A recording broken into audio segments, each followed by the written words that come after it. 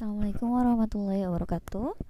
Pada kesempatan kali ini, Ibu akan menjelaskan tentang interaksi desa dan kota. Nah, kalian pasti udah tahu ya, desa itu apa ciri-cirinya, kota itu apa ciri-cirinya. Di sini, Ibu akan menjelaskan tentang pola keruangan desa dan kota terlebih dahulu.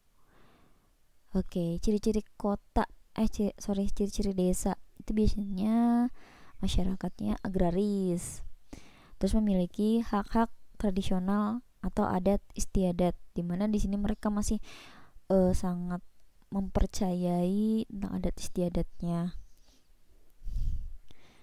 Lalu bersifat geminsaf atau paguyuban. Paguyuban itu apa sih?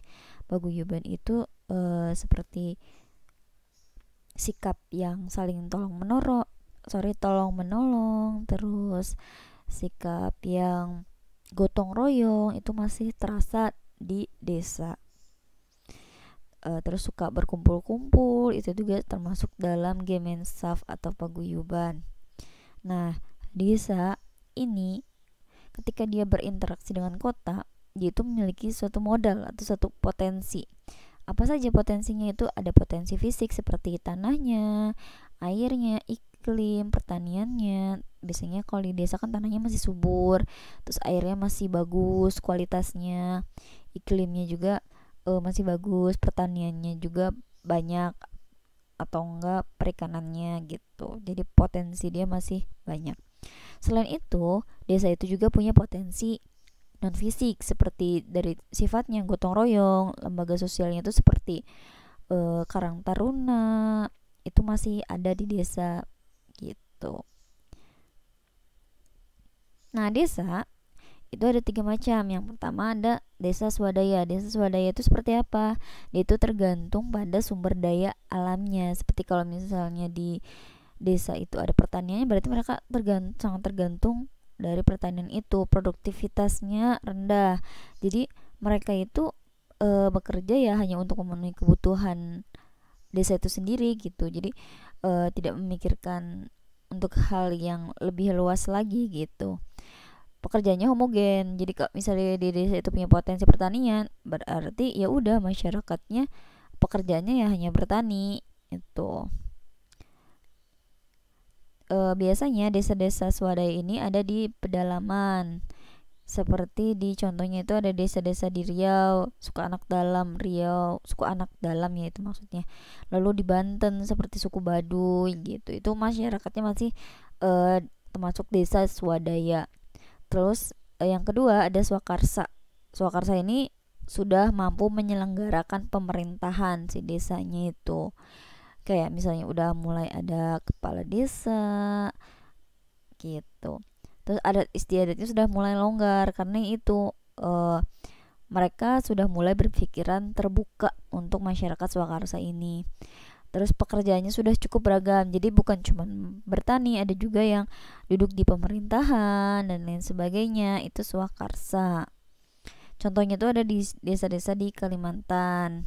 Lalu ada desa swasembada. Desa swasembada ini sarana prasarananya tuh sudah mulai lengkap, seperti ada sekolah, ada tempat atau ada tempat pemerintahannya sudah ada dan lain sebagainya ya. Lalu pengelolaan administrasinya sudah baik karena tadi kan sarana prasarananya sudah baik, masyarakatnya juga sudah mulai berpikir maju sehingga pengelolaan administrasi di pemerintahan atau di desanya itu sudah baik.